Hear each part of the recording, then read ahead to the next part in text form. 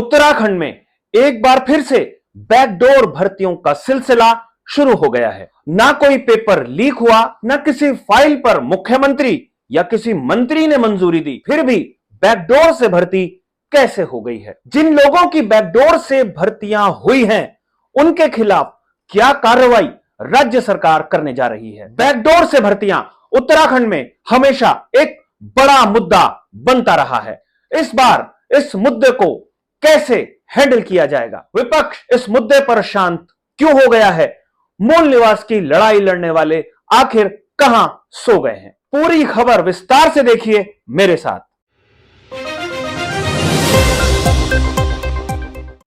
नमस्कार, मैं हूं मनमोहन भट्ट। बैकडोर से भर्तियां एक ऐसा मुद्दा उत्तराखंड में है जो सुलझने का नाम ही नहीं ले रहा है। उत्तराखंड सरकार ने लाख कोशिशें की। उत्तराखंड सरकार ने कई लोगों को जेल की सलाखों के पीछे पहुंचा दिया।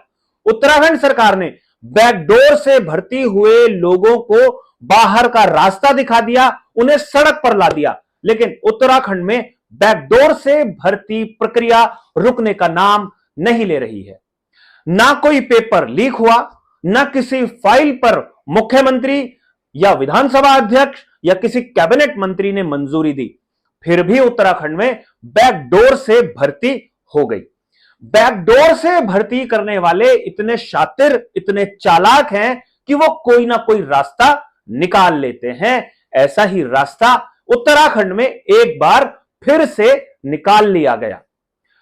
पूरे देश भर में मेडिकल की प्रवेश परीक्षा नीट में धांधली की खबरें खूब सुर्खियां बटोरती रही हैं। उत्तराखंड में भी बैकडोर से विधानसभा में भर्ती हुए लोगों को बाहर का रास्ता दिखाया गया, उस खबर ने भी खूब सुर्खियां बटोरी थी।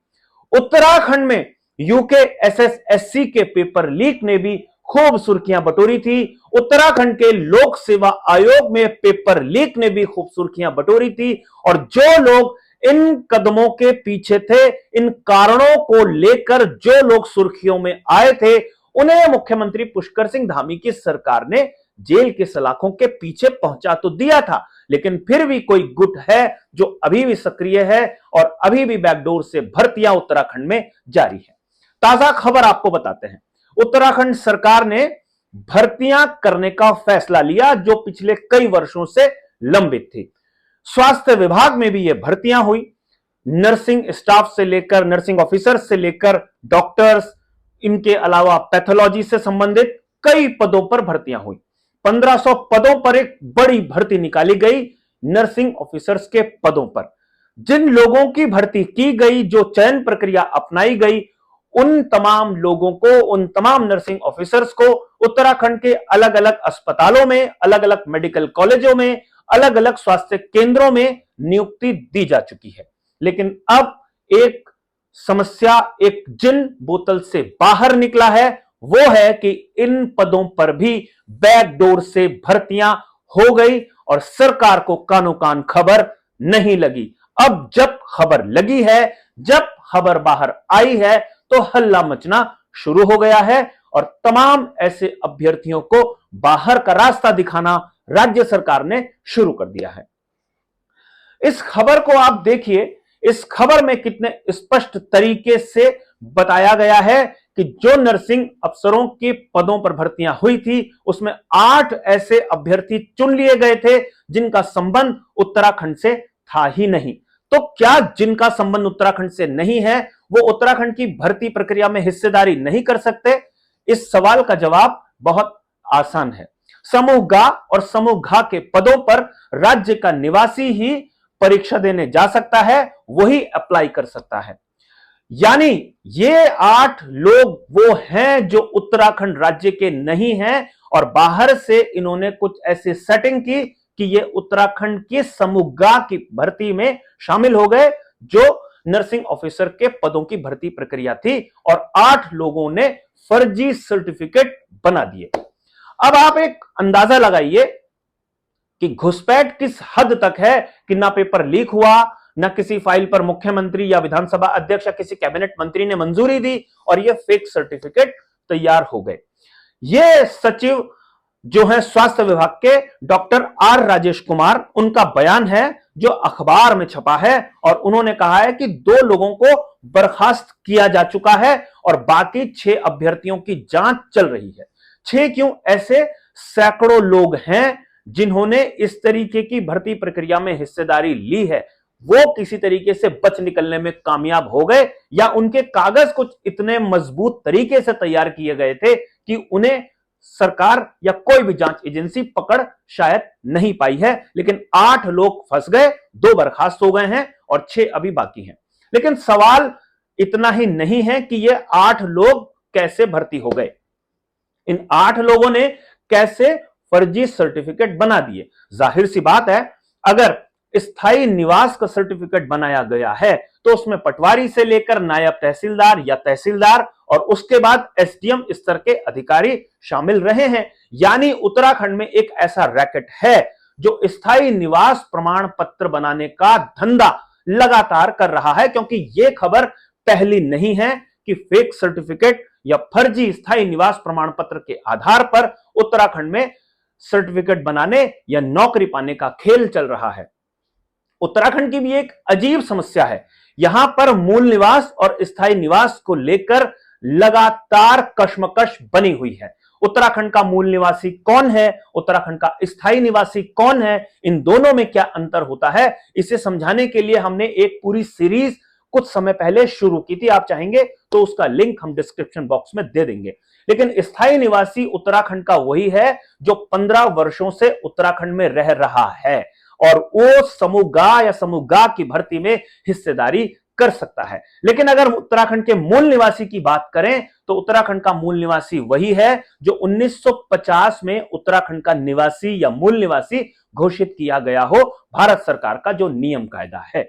यानी मूल निवासियों के अधिकारों पर दूसरे प्रदेशों के अभ्यर्थी डाका डाल रहे हैं, यह बात शीशे की तरह साफ हो गई है। ना तो विपक्ष और ना मूल निवास की लड़ाई लड़ने वाले लोगों को अभी भी इसका अंदाजा हो रहा है। जिस एजेंडे के तहत उनको आंदोलन लड़ना चाहिए वो असली एजेंडा यही है कि उत्तराखंड के निवासियों के अधिकारों पर डाका कैसे डाला जा रहा है। उत्तराखंड में मूल निवास और स्थायी निवास की बहस लगातार चल रही है और इसके लिए कई बार आंदोलन भी हुए हैं। और उत्तराखंड में बैकडोर से जो भर्तियां हुई थी वो विधानसभा की बैकडोर भर्ती सबसे ज्यादा चर्चाओं में रही थी। रितु खंडूड़ी विधानसभा अध्यक्षा और मुख्यमंत्री पुष्कर सिंह धामी, इन लोगों ने मिलकर एक फैसला लिया था। जांच कमेटी बनाई गई थी और लगभग 250 के आसपास जो बैकडोर से भर्ती हुए थे उन्हें बाहर का रास्ता दिखा दिया गया था। चाहे बीजेपी की सरकार रही हो, चाहे केंद्र की सरकार, चाहे कांग्रेस की सरकार रही हो, दोनों ही सरकारों ने उत्तराखंड में बैकडोर से भर्तियां की थी। जो उत्तराखंड यूकेएसएसएससी है, जो आयोग है समूह गा और समूह घा की भर्तियों के लिए जिम्मेदार, उसमें पेपर लीक की घटनाएं हुई थी और जिन लोगों ने पेपर लीक किया था वो लोग जेल की सलाखों के पीछे पहुंचाए गए थे। आयोग के एक अध्यक्ष को भी जेल जाना पड़ा था और एक अध्यक्ष और सचिव को अपना इस्तीफा देना पड़ा था। उत्तराखंड लोक सेवा आयोग के अध्यक्ष राकेश कुमार को भी अपना इस्तीफा देना पड़ा था जब पेपर लीक की घटना यूके पब्लिक सर्विस कमीशन में हो गई थी। यानी लोक सेवा आयोग से लेकर जो यूकेएसएसएससी है और विधानसभा है, यहां पर बैकडोर से भर्तियां या पेपर लीक की घटनाएं लगातार होती रही। उसे फुल प्रूफ करने की कोशिश राज्य सरकार ने की, लेकिन अब एक और धंधा चल पड़ा है फर्जी सर्टिफिकेट के जरिए उत्तराखंड की समूह गा और घा की सर्विसेज पर डाका डालने का। अब ये कैसे रुकेगा, ये एक बड़ा सवाल है। वैसे आपको एक बात बता दूं, जो ग्रुप ए और ग्रुप बी की सर्विसेज होती हैं, जो लोक सेवा आयोग उत्तराखंड के द्वारा कंडक्ट किया जाता है, उसे पूरे देश भर में कोई भी अभ्यर्थी आकर उन परीक्षाओं में हिस्सेदारी कर सकता है और उत्तराखंड का भी कोई व्यक्ति किसी दूसरे राज्य की लोक सेवा आयोग की परीक्षा में शामिल हो सकता है, केंद्र की किसी परीक्षा में शामिल हो सकता है। लेकिन समूह गा की भर्ती अगर महाराष्ट्र में हो रही होगी, पंजाब में हो रही होगी, बिहार या हरियाणा में हो रही होगी, तो वहां पर उत्तराखंड का मूल निवासी जाकर हिस्सेदारी नहीं कर सकता। यह नियम बिल्कुल स्पष्ट है। ऐसे में जो स्थायी निवास और मूल निवास की परिकल्पना है, ये एक ऐसा विषय है जो एक बारीक लाइन खींच देता है और वो बारीक लाइन को तोड़ने की कोशिश की जा चुकी है। अब देखना यह है कि सरकार ने इस मामले पर जांच तो करने की घोषणा कर दी है, लेकिन इस जांच का असर क्या होगा? क्या सिर्फ अभ्यर्थियों को ही बाहर का रास्ता दिखाया जाएगा या दिखाया जा रहा है, या फिर यह पूरा जो धंधा है उस धंधे पर करारी चोट लगेगी? अब देखना यह है कि कौन कौन लोग इस धंधे में शामिल पाए जाते हैं और किन किन को बाहर का रास्ता दिखाकर सरकार नई नजीर प्रस्तुत करती है। अभी के लिए साथियों इतना ही। अगली रिपोर्ट में आपसे फिर मुलाकात होगी, तब तक इजाजत दीजिए। नमस्कार।